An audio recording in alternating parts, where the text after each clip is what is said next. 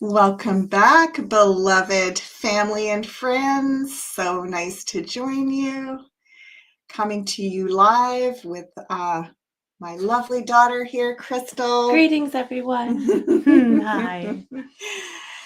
Coming live every Tuesday to look at questions that you want to bring forward. And it's always so interesting, isn't it? How the questions that come through each week, when I'm putting them together in the topic headlines at the end of the live, I'm always so amazed at how it's like some kind of giant dream that we're weaving together, that almost like the specific pieces, the little bits that get woven in with your questions create almost like a whole experience for all of us. So thank you. Thank you for joining us.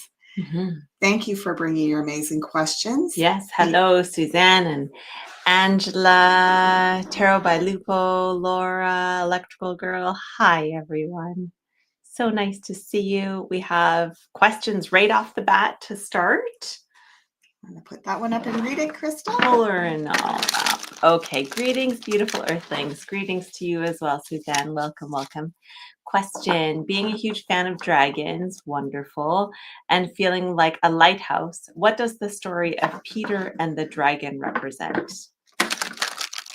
Right. So we were like, don't know the story very well. So I have a question. Is the story of Peter and the dragon, is it Pete's dragon, or is it Peter and the dragon? Are they two separate stories?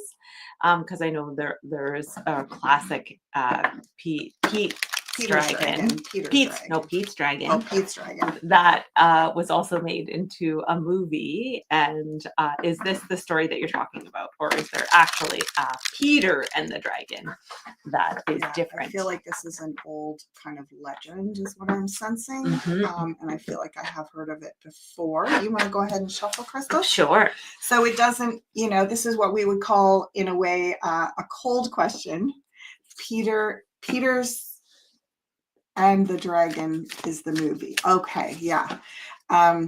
It's interesting because, it just takes me into Saint Michael and the slaying the dragon, but then also all of the mythology and the symbology around dragon energy. And this is a beautiful way to begin, I think, today, is putting this into perspective. And I was saying, it's kind of like what we call a cold question, in the sense that we don't know a lot about the storyline of the movie that you're referring to, but we will go in without knowing the details and get a perspective, which is, in a way, sometimes the best way to utilize these divination tools.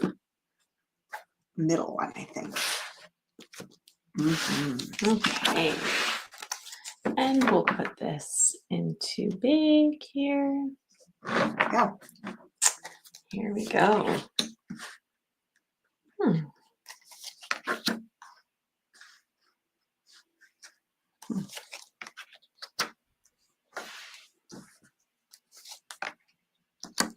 fascinated. I'm like, what's it going to be? What's it going to be?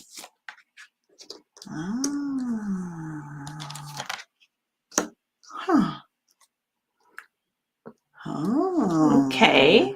Okay. Very interesting. What are you getting, Crystal? You start.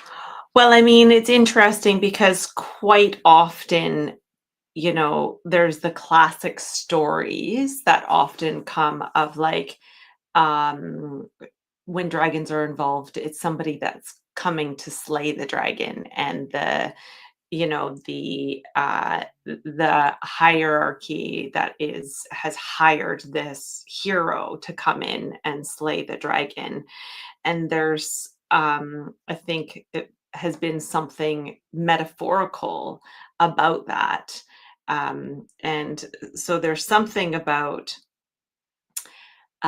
Peter and the dragon that is something about fully stepping into surrender, and then like bringing in the wisdom of the dragon and saying yes to like a new way of thinking and a new way of um, going through life with the wisdom of the dragon. Okay. What do you think, Mom? This feels like it's on repeat is what I'm hearing because repeat, pardon the pun. So we've got this 2 10s. 10 of Swords is us. So like Crystal said, an old way of thinking is coming to the end, and a new way, 10 of Cups in the present, a new way of emerging back into a truer version of ourselves, or back into like the frequency, the heart frequency, and coming out of the mind frequency a little bit and having to leave an era behind. And what I'm being shown is that there is this energy with the dragon lore that is a lot about epochs, the shifting of epochs. It's a lot about the shifting of power, because we have the power is the the patriarch, the emperor in the past, who is he is the lord of all the domains basically, and he controls everything from this high vantage point. You see he's up on his platform, his plinth there. But so he's seen initially as a benefactor and a protector, but eventually he becomes a tyrannical overlord. And that is when we come to the end of an era. It's like it started off good, but then it just over time, it gets tainted. And when we think about the dragon energy, right, it's a lot about power and control. Like, there's always this energy of the dragons there's the hoarding of the all the wealth, all the riches, the dragon bloodlines hoarding everything. They have it, no one else has it. The dragon guards all the wealth, right? So to me, this is a lot also about when we start seeing this mythology reappearing, it's telling us there's about to be a big wealth transfer. And we want to watch who are the power brokers in that, because there's always, like Crystal said, there's a new way of thinking, because every time the wealth is getting transferred, there's a moment, it's sort of like they're saying it's like the Brinks trucks analogies where, when the Brinks trucks are there taking the money out of the bank and, taking it to a different storage facility, that moment of the transfer is a very vulnerable time. And it's a time where we could actually reintegrate the wealth or lose it again, is what I'm being shown. So Suzanne says that the dragon in this case was the hero lighting the lighthouse that in dire need. So that's the heroic medicine of pay attention, folks.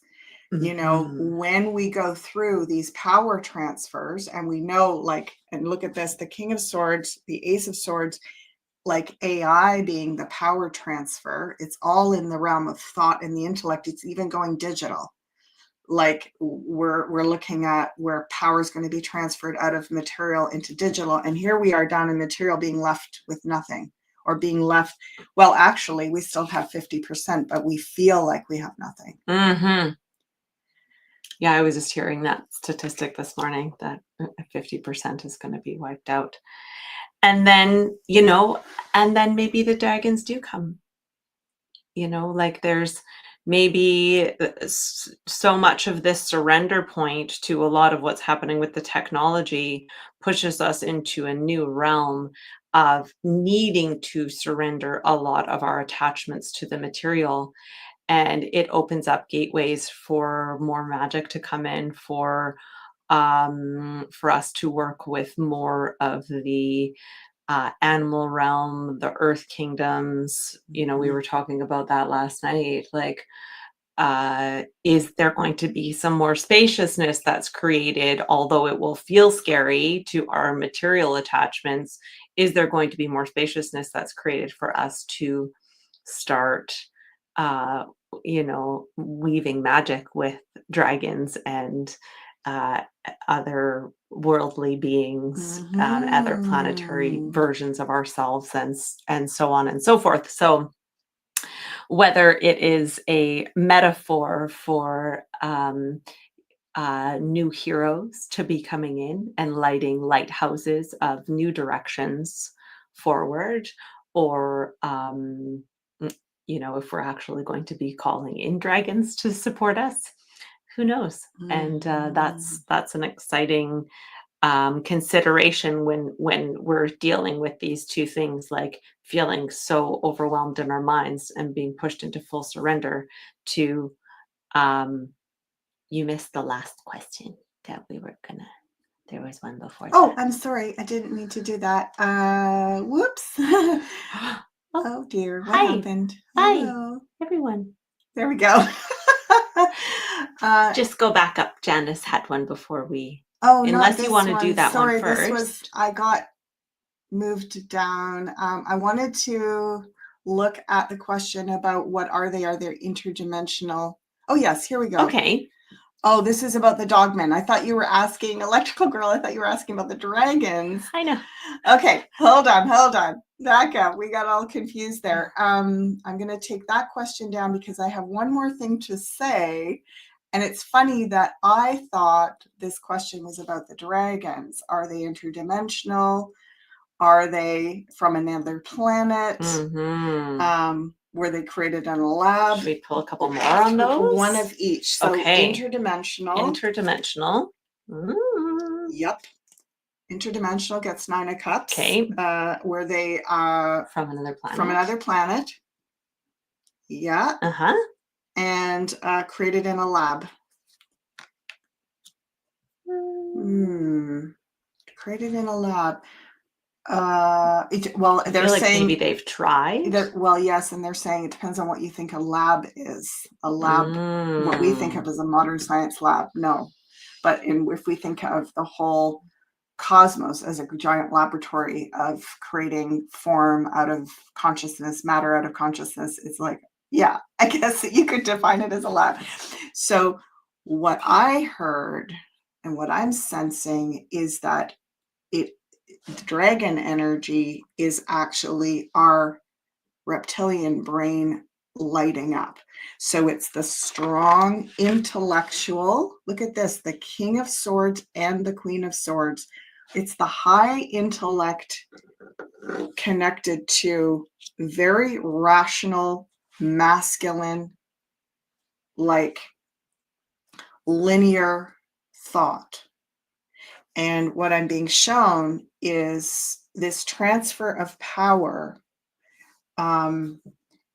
We want to use our rational linear thought, but we don't want to fall over into the camp of only using that. Like overusing that is actually worse than not using it at all in a way, because it's so destructive, just sat on its side. So the dragon energy is the serpent, right? It's the serpent from the Garden of Eden story, that the bringer of knowledge. It's using the conscious mind. It's the linear masculine order, linear thought and all that kind of stuff. And it is so important. It's so necessary. However, if it's only that and not balanced with the feminine, it becomes destructive. So it's like a beautiful tool, just like a knife is a beautiful tool to cut and create and carve and so on, but it also can be a weapon.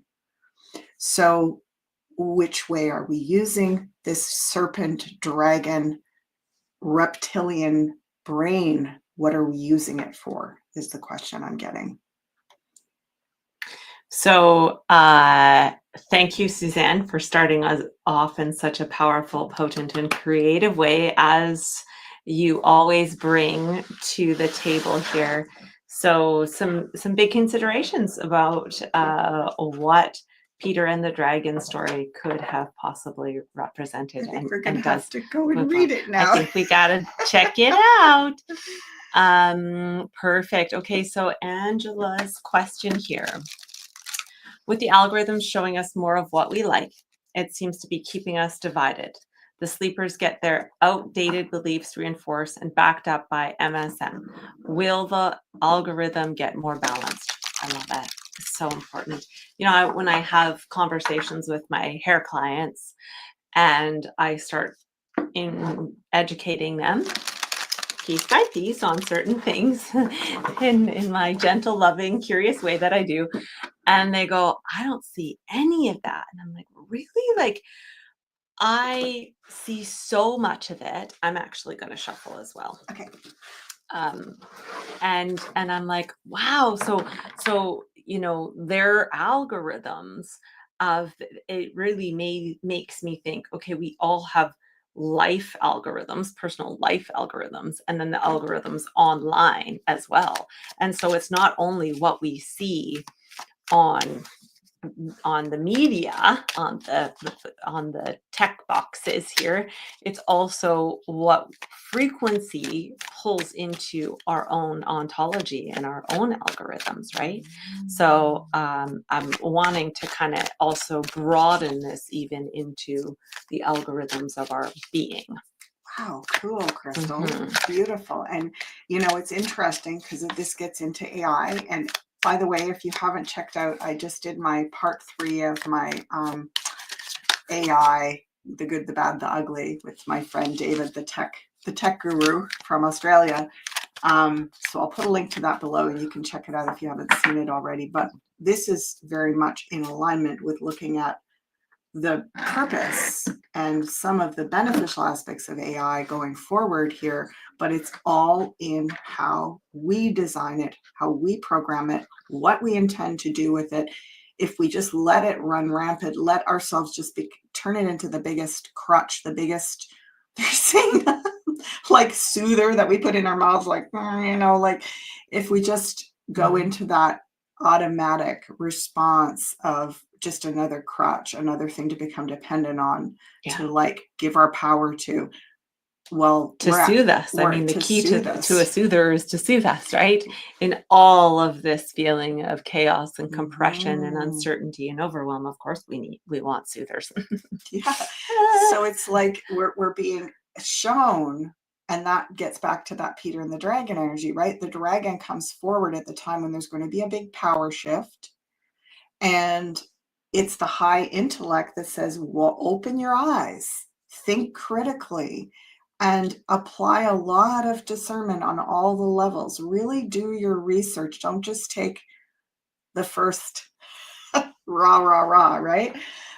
So in this way, similar with algorithms, like Crystal's saying, we can actually program them, just like they're saying now that you'll get a whole different kind of AI if you ask certain types of questions.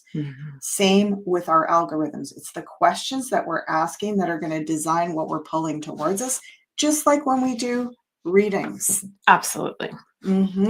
Go ahead, Mama. Pick a pile, any pile. I think we're back to the back center. To the center here. Okay. We're staying balanced so far today, folks. Indeed.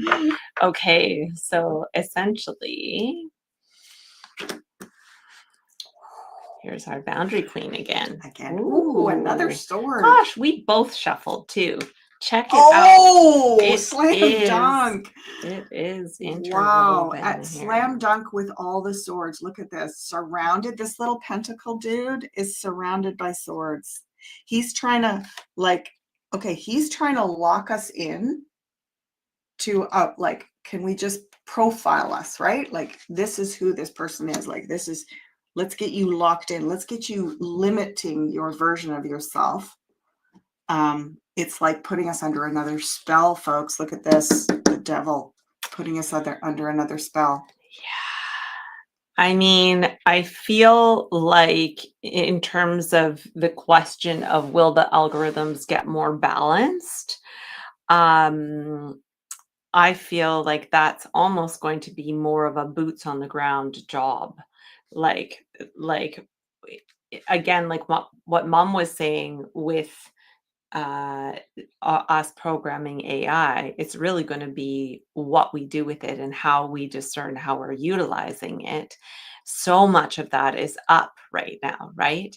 And we need to be coming together and having human connection about all of this. We need to be coming together and speaking to our algorithms, like I was saying, right? Like, what's your algorithm showing you? What's your algorithm telling you? Like, show me what's coming up. And like, that's where we keep the balance, is bringing it out of so much of the headiness, the techiness, and everything that's sucking us in, and bring that to meet people where they're at, and let's share our stories of what's coming up, what's happening in the algorithm of your life, and we start to develop these connections um, with like-minded, like-hearted, like frequency beings, Mhm. because we don't want to lose the heart and the emotion in all of it, right?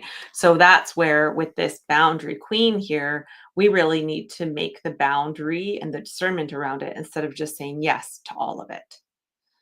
Okay, so the questions, yes, the Mm-hmm. questions that we're asking will draw us, like they used to say your vibe creates your tribe, or attracts your tribe. Mm-hmm. Your questions attract your tribe. And it's very interesting to me, folks. I think this whole AI monster that they're trying to use to control us will backfire and do the opposite. I think it's actually going to drive us together. Now, that could be 2 years from now, it could be 20 years from now. But I think Uh-huh. the end result of this is that people are going to come all the way out the other side of this polarization and go, holy, what was that? We actually, we have Lost our more, minds a little we bit. lost our minds a little bit. Yeah. And we have to kind of let this unfold like that, because Yes. if we have to get to a point, you can say, oh, people aren't going to get to that point. It's just going to self-destruct. But that is based on us not believing that humanity is more of this. We are more unified. We are more heart-centered. We are more like soul conscious and soul contracts to blend, right? This is the alchemy of differences, a man and a woman alchemizing their energy and coming on equal footing. They're standing on equal ground. So this terrible thing is actually going to push us deeper into love, Mhm. ultimately. Yeah. And we can, those of us that don't want to just go down that silly path can just start asking better and better questions, and we will be guided out of being typecast by their algorithms. I think it's the best game in town. I'm like, I want to bust the algorithms today. You play with them and just make them go, who is this woman? See, in me, I would like to learn more about the algorithms continuously. I'm curious about how the algorithms work, because I'm just that type of person. I'm curious about how all the algorithms of every human being works, So busting them, Mama's busting them, and I'm diving into them, and Well, yeah. I'm busting them because I see what a game it is. It's a game Yeah. to see how you can corral people into a little restricted pen, right? Like that's what this is. He's been corralled into, like, oh my God, the world is unsafe. And this is one of these premises of the AI takeovers that are connected to the Great Reset and the plant, Agenda 2030 and all that kind of stuff. Those things are all about, what is it? Proof, no trust. Zero trust. So everything has to be verified. You have to prove, you have to prove who you are with your facial recognition. You have to prove your identity with your codes that you got sent to your phone. Like you're assumed guilty until proven innocent in Yeah. that new system, right? And the algorithms are just the gathering of all of the data to design these bigger systems for the agenda. Maybe we should put a link to that show.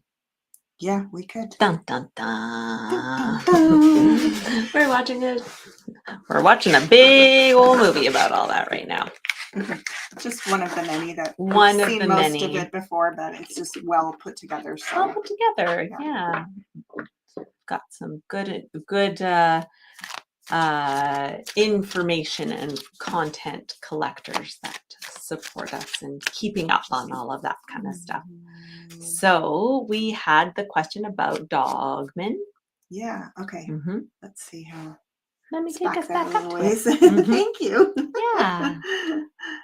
There we go. What exactly are the Dogmen? Again, I don't really. Do you know what Dogmen are? Well, hold on a sec. I'm here. There was another. Okay, so let's finish the question. I'm hearing of more sightings all over the world. I wonder if they are interdimensional. Were they created in a lab, or are they from another planet?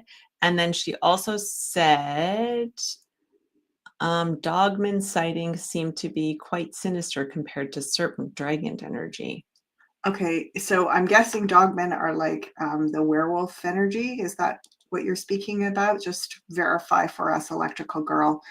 And yeah, you're actually saying, what are they? So let's start with what do we need to know about this? Yeah. Gosh, we're talking dragons and werewolves and algorithms and AI. Woo! Yeah. Ooh, there's Heads some are spinning. juicy stuff coming up too about storms and chemtrails. Woohoo! All right, you guys. It's so no, sorry. I mean, we make it fun. We make it fun. It's some pretty big stuff, but you know, we're here to enjoy our time together. So And you know, it's interesting because evil. Well, years ago, I was really fascinated with what is evil. What is the concept of evil? And what I learned through a lot of different sources was that evil is distortion. It's misalignment. It's basically things that are out, like they've strayed too far from source, sort of like universal law frequency.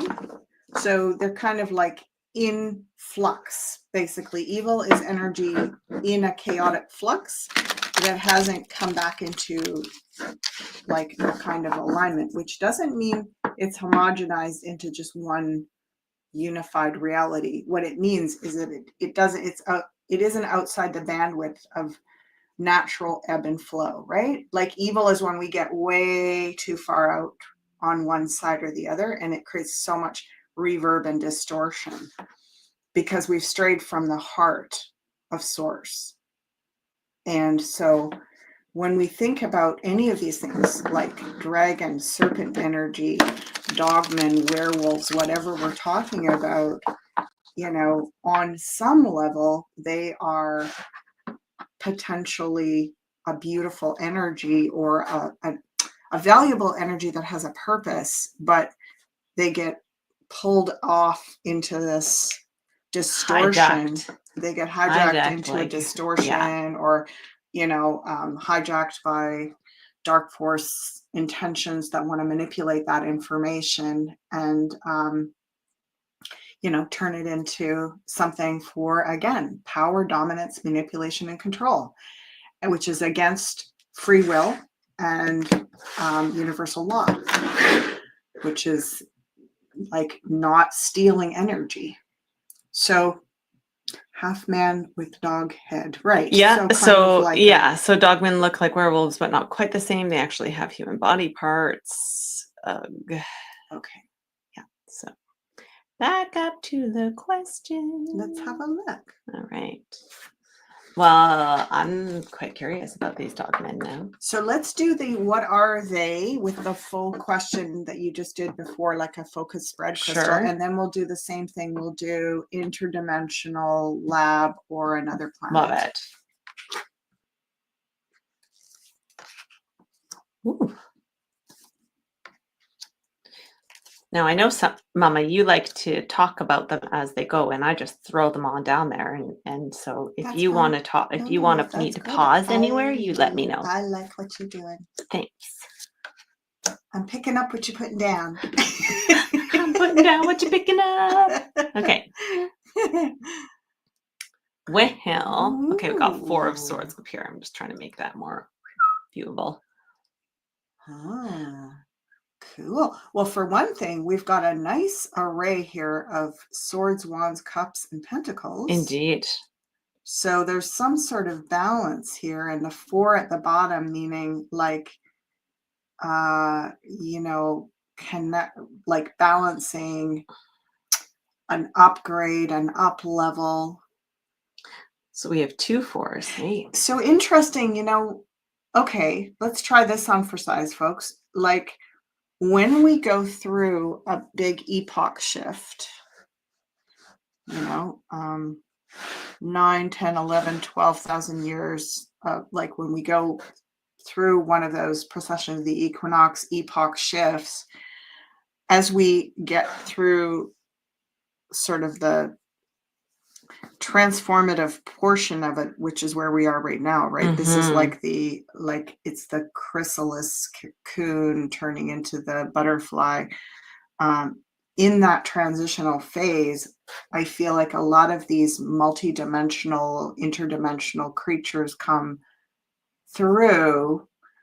It's like they portend to the changing times, but we turn them into these demonic, like, well, we don't, but the ones that want to frighten us and make us just go, no, I don't want to know any of that, or oh, I'm just going to see it all as being dominant, manipulative, evil, like I'm just Like we've seeing been evil programmed everywhere, to right? Like, feel about these creatures yeah, in this way. fear, Yeah. fear, evil, right? It's Yeah. like, so I mean, there's not much fear and evil here. You see that? No, I mean, I see that, you know, that they were naturally, I mean, it looks to me like they came from like Earth plane originally, and that they went underground. They've been um, kind of for their own protection in a lot of ways, gone underground, and that they're coming out right now to assist us in actually probably the teardown of a lot of stuff that's going on. Mhm. And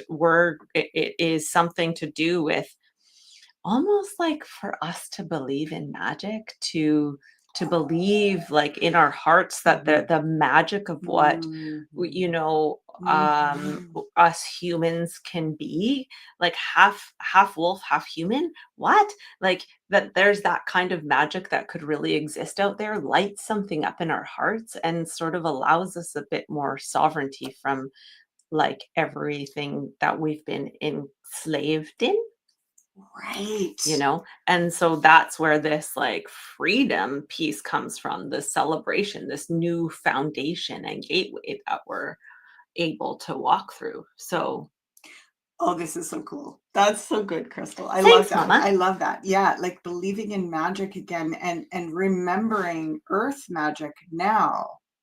Because if we don't go into a completely immediate narrative of, is this good or bad, right or wrong, evil or beneficial, right?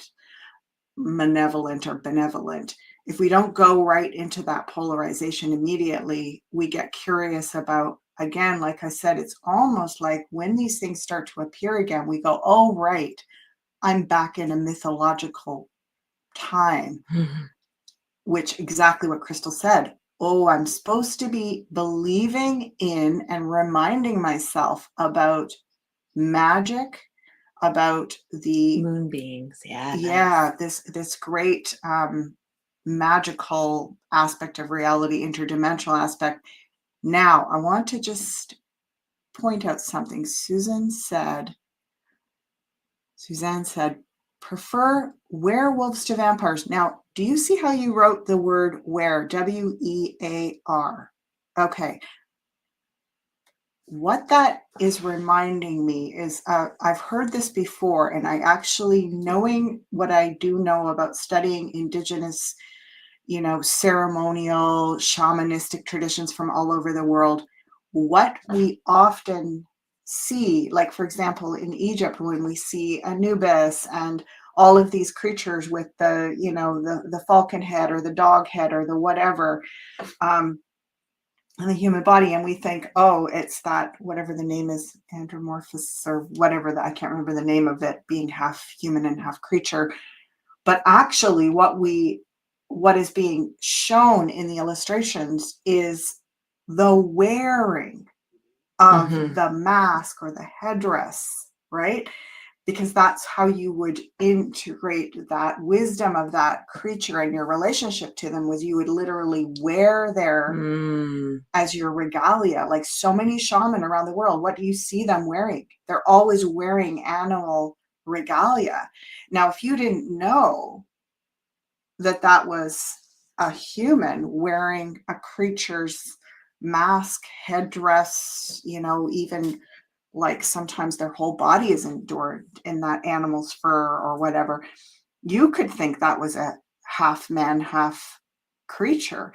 And so I really want to like test or stretch all of you a little bit to not go, oh, it's just a shaman in a headdress. No, like they actually are interdimensional, folks. Mhm. Those shamanistic, I'm getting the chills when I say it, like they're trying to tell you, no, you can't just go stick a dead dog's head on and turn into a shaman and go interdimensional. But if you've developed your inner technology to be able to speak with your ancestors, communicate with the spirits of the land, and honor that creature, develop a long-standing relationship of honor, you get to embody them and literally do magical things. So let's just stretch a little bit and go, does it have to be, it's either just a fake thing, the man with a dog's fur on his head, or just a wild distortion creature that was created in a lab? Can we see what Crystal said? This is an invitation back into real magic. What is real magic? Yeah. What is real magic? What I've learned from the people I've studied with is you don't get that. You can't steal that. You can't AI that. You can't algorithm that. Mhm. That is a relationship that you develop within yourself first, with your relationship to creator and source, and then you gradually entertain developing respectful relationship with all the natural beings. And then you form such a bond with some of them that extraordinary things happen. And we know this because we've done it for real.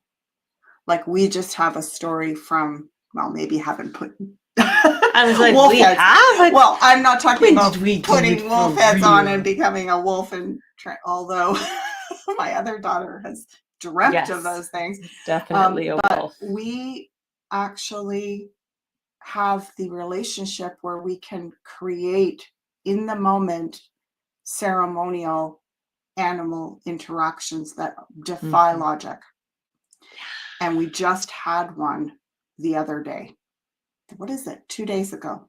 2 days ago with hawks. And what did we have? We had a hawk, a turtle, and a hummingbird Yeah. in one day in exactly the order, and a snake. Yes. And it wasn't just this random, like, oh, wow, I saw, Mhm. it was like literally as we had a revelation, something appeared on our path, to the point where the hawk, in the middle of a revelation we were having, came right in front of us, like what, 6 feet away? Mhm. I'm not exaggerating. She's my exaggeration leader. 6 feet away, this beautiful red-tailed, red-legged hawk sweeps down right in front of us, picks up a snake, and like just flies practically right over our heads with it. It's just, and we were just like, oh, oh, oh. Yeah, we were. Well, it was funny because Mom was just saying something to me, and I was, we were on the road, and I was looking at her, and we were holding hands. We like grabbed hands to like have this moment together. And right when she was saying this, and it was big stuff, And right when she was saying this, we look over, and we both like start squeezing each other's hands. Oh my gosh. Oh, it's so sweet, and it was, that was our third animal message of the day, big potent stuff. I'd And it already was had such a such a hawk big fly thing. over my head and screech right over my head earlier that day. And then when we were doing cards about something and all of this really powerful energy came out in Crystal's cards, and literally the hummingbird almost flew into the window. Yeah. And then she was just, we were out walking by the lake and she was asking this question and really tuning into her heart and going into this deep process about what she needed to know about something in her life. And then I heard that I was like, oh, I need to walk over here. And then there was this turtle over there, and that I have turtle medicine. Turtle medicine. It was like, And I mean, we're telling you this story because it's the most recent, but we literally have hundreds of these stories. I've had hawks touch my head with their talons. We had one where they flew into the window, 2 of them right in a row, and died on the front step. Like, so freaky things that have happened to me and to us over the years. Like, you wouldn't believe it. I could regale you for literally probably a couple hours with back-to-back stories. So this is where, because we don't expect that, we don't demand it, we don't call ourselves shaman, we don't say we're these great like spiritual interdimensional beings. We just live from this place, and every time something like that miraculous happens, we're just like, oh my God, oh my goddess, oh my, thank you to the spirit of our great efforts here, to being the natural world is harmonizing with us beyond angel numbers. It's actually giving us huge validation, going out of its way to validate what we're doing and where we're at. And it's often in our times of great despair. So time of magic is upon us. Yes. Okie dokie. So interesting. So the first sighting of a dogman was in Michigan back in 1887. Michigan, cool. So they haven't been around that long on Earth. And Janice says, I've just heard new info about the dogmen. Strange, right? The ontology of us hanging out is like, it's all so interesting. So let's look back at the original question, and we're going to finish it off here with those last 3 polls, remember? On, I wonder if they're interdimensional. Yes, right. Interdimensional. Okay. Were Lay they them all out. created in, okay, yes, ma'am. Lab. Another planet. Okay. So yeah, in this case, unlike the dragon energy, I don't get interdimensional and I don't get lab Other planet. or other planet. And the lab, again, it's the lab is an interesting word, right? If we're talking a science lab, or are we talking the laboratory of shamanic practice? And this feels very feminine and very earth-centered and heart-centered. And so do these, right? Like there's something about, okay, well, there could be something about, the great powerful feminine creating these wolfmen to be the protectors, and that the patriarchy has come in and wiped out a lot of the great powerful feminine over the years, and the dogmen went underground during that time. But the feminine, the matriarchy, is rising back up again to come into equality, right? And there's something about the dogmen coming back that creates even if it's just the metaphor, the safety of that protection, to allow us to allow the fall down, to allow us to step into the new earth. So holy moly, I mean, it looks like there is quite a purpose to all of this dogmen energy coming through, whether they're real or not. And I want to put out the caveat with this as well, that just like anything else, as soon as you step deeper and deeper into esoteric arts, it's like any other power source, right? It's like, sticking your finger in a light socket or something. Like, you want to know how to work safely with it. And it isn't safety about like, oh, it's dangerous, don't dabble with it. It's actually learning how to direct the energy, how to take that energy and direct it. And the conduit is pure heart. That's the conduit. Anything that isn't pure heart is going to be, to some degree, that energy is going to become, like I said, evil, out of distortion, destructive, right? So when we look at, let's say, for example, you're driving down the road and you see something and you think, oh my God, I think it was a dogman or whatever. Instead of going like, it's either some great interdimensional that's here to save us, or it's some evil entity. What about saying, okay, this could be, we are getting through the veils where the shaman of old are visible to us again. So why would that be valuable? Because if they, just like that hawk that came down in front of us, if they chose to let you see them even for an instant, even if you go into a little bit of fear, choose where you're going to pin that experience and say, that is my sign that I have allies and they want to show me that magic is real and I have power. It was like that dream that I had not that long ago, a couple of months ago, where I looked in the mirror in the dream and I was all white Sasquatch with my white hair. Only I was a Sasquatch.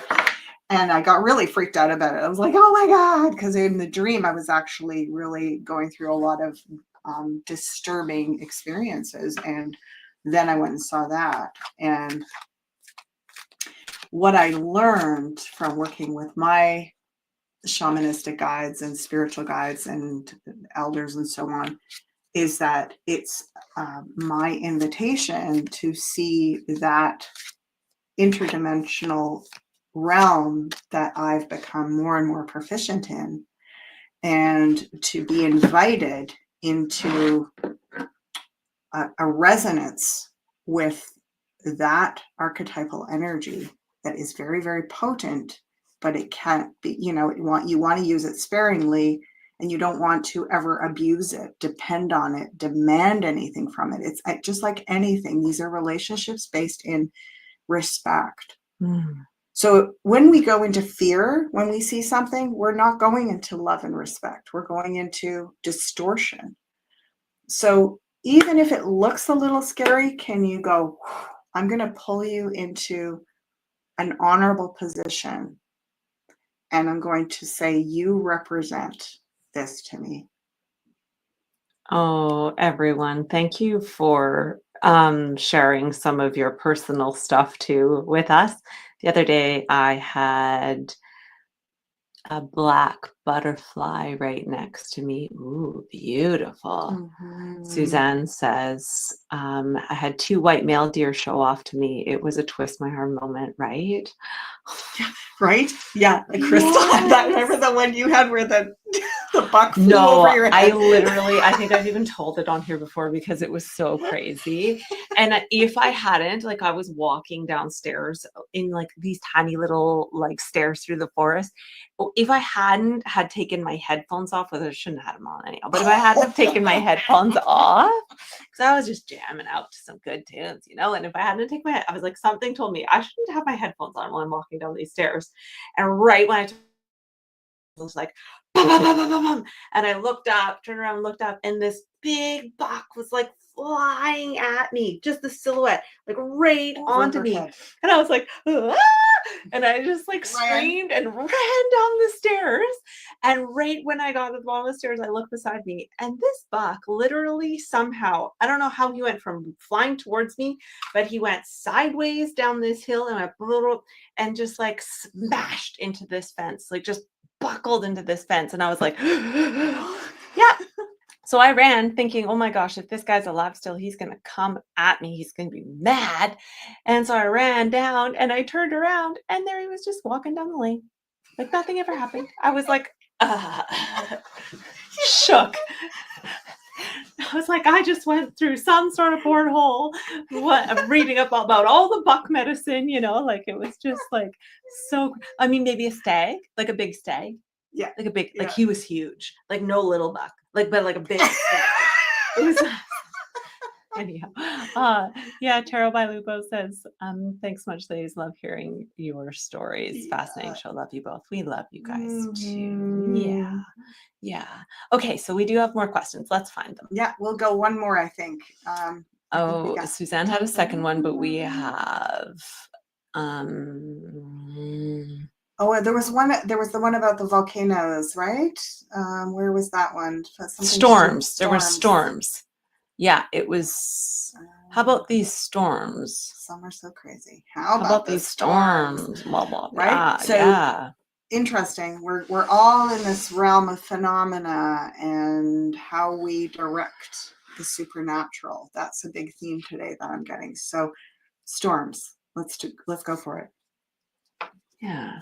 Do we need to be more specific about storms? Because this was the comment too that we had the I'm gonna let you shuffle. Okay. Where we had Here you go. Okay. I like to snuggle in here. And where we had Electrical Girl that was saying, I think these storms are connected to the chemtrails that are sprayed, weather manipulation for sure. So that's where we can ask also, what are these storms about? And then we can pull a couple on those trails. I'm gonna just cut her up. It's so interesting, right? As soon as I start talking, as soon as I feel myself considering things like the chem sprays, I'm just like my whole frequency just go, oh, it still got me. It still got me upset. It still got me mad. And yeah. Well, and it's not because of just the thought of it, but we really feel the effects. Like we can tell, like we lose taste and smell and our bodies ache and our joints ache, and it's just like all of a sudden, and it's like, oh yeah, a couple days ago, just tons of them, or yesterday or whatever, like it's like, yeah, and then you have a series of symptoms that will follow after it's been a crisscrossy kind of day. So, but how about these storms? Okay.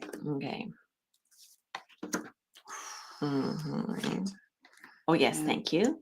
Put her back up there. Is that this one? I think it's this one. Good, thanks. Yeah.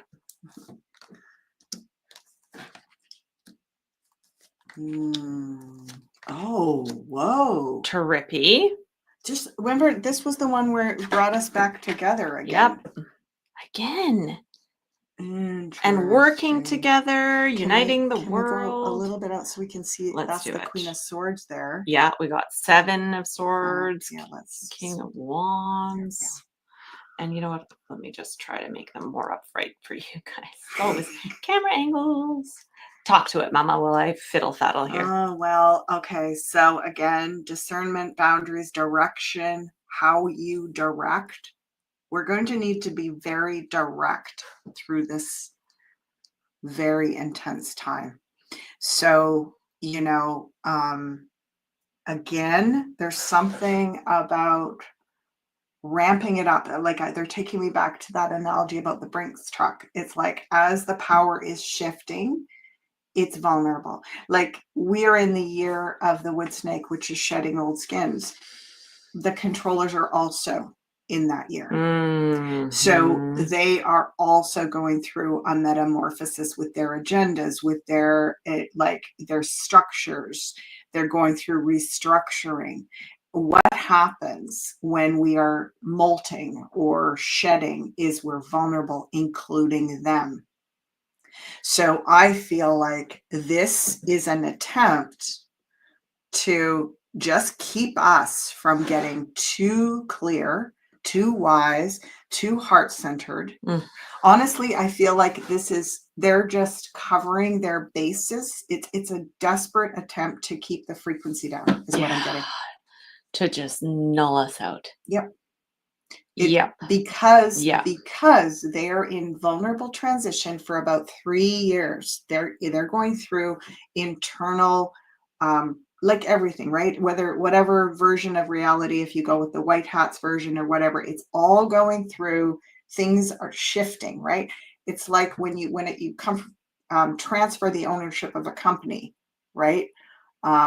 If it goes into foreclosure or something and is taken over by another company or whatever, that transition process is sort of like a null time where it can't really do much. It can't grow. It can't. So we, in this window, this is why all these interdimensional creatures are coming forward. They're going, you guys, this is your time to like grab the power while it's kind of, they're just keeping. And I honestly feel, I mean, like I know that what's in the news with the Middle East and Russia and the Ukraine, and it's not that I'm saying that people aren't being hurt and suffering, but I honestly feel that there is so much about pressing the panic button nonstop. They want to just bludgeon us with fear, scare talk, scare. And like Mom and I were talking about this last night, and I was like, that is the mass formation what is it called, equation. That's for the mass formation equation, because it's like compression, fear, scare, like get us all so wound into this panic mode, and then give us the solution. Don't worry, you won't be in debt anymore. You'll have a certain amount of credits to be able to eat, and everybody will be equal. Like, so much of what's rolling out with the agenda is just like, that is what we're being compressed towards right now. And these trails are part of that. They're a huge part of the rollout of climate change and all of that kind of reality. And so what are we going to do with that? How do we continue to unite? So yeah, the storms, they're about keeping us in the dark. Yeah. They're about, like, this is about shielding us from the light of the sun, shielding us from the frequency. It's about messing with our rhythms, our circadian rhythms, our natural rhythms, right? And so this frequency that they're trying to keep us down, but think about when you prune a tree, right? When they're trying to just keep it down, pat it down, but all of that is creating big growth, right? We've said for a while that the trails and these storms and everything, it's just getting us like, we're coming back around to the other side. If you think about what do they say between 11:59 and 12:01, like, it seems like we're on the polar opposite, like we're at the worst hour, but we're actually at the beginning of the best hour, the start of the new day. So like, they're trying to go through their transition over the next 3 years and keep us suppressed. But believe it, folks, this is actually working against that agenda, because we are getting energized. It's making us more. I've often seen in people's readings where they'll get an issue, like maybe even a serious illness will develop at some point in their life, like a cancer or something. And when they like come into alignment within themselves to really meet that challenge and overcome it and transmute it, they actually up-level their lives and live way longer than they would have if they hadn't had that disease. So this, to me, feels like that. It's like the parasite that is cleaning the garbage. It's the disease that is actually forcing us to transmute so much of the old stuff now, so that we are a higher frequency going forward. So it's going to actually bring us closer if we stay in purposeful. This is where I'm taking this. I am not going to go into victimhood. I'm going to get good boundaries, discernment, and I'm going to lay my path through this, right? Strategic path, which is for us, like we've now got such a system of protocols that we do, and are growing to love doing these daily protocols, everything from our diets to our exercise routines to just our daily practices and everything. And there's a lot of pivoting, and there's a lot of discipline, and And also, there's discipline and being in the flow and learning how to pivot around the disciplined models that we're creating for ourselves. And it's so beautiful, like for us to be all doing that in our own ways and sharing that with each other. I just wanted to post up here. Electrical Girl said that for those that are interested, great interview with a woman that confronted a pilot who admitted that he was spraying chemtrails in the sky. Ariana Masters podcast episode 1 was posted February 20th, 2025. Thank you so much. And, Electrical Girl, if you're able and interested in sharing that, if you pop on to the comment section after the live ends and want to put a link to it, if that's something that you are capable of, please do, so that those who watch it can check it out, and just so that everyone knows that is on here, that does look like something to check out. I mean, the more that we can educate ourselves on what's really going on in our skies, the more that we can educate those around us, bit by bit, right? And it's a pretty important one to be talking about. Yeah. So have a beautiful rest of your week, everybody. I wish you all the best. And we look forward to seeing you here next week.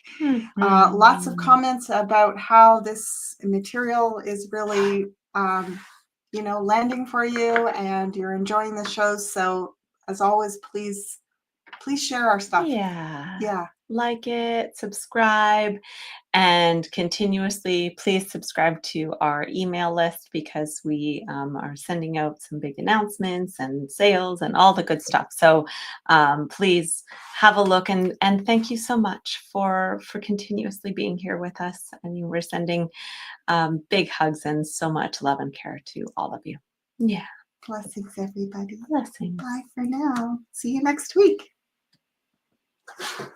Same bad time, same bad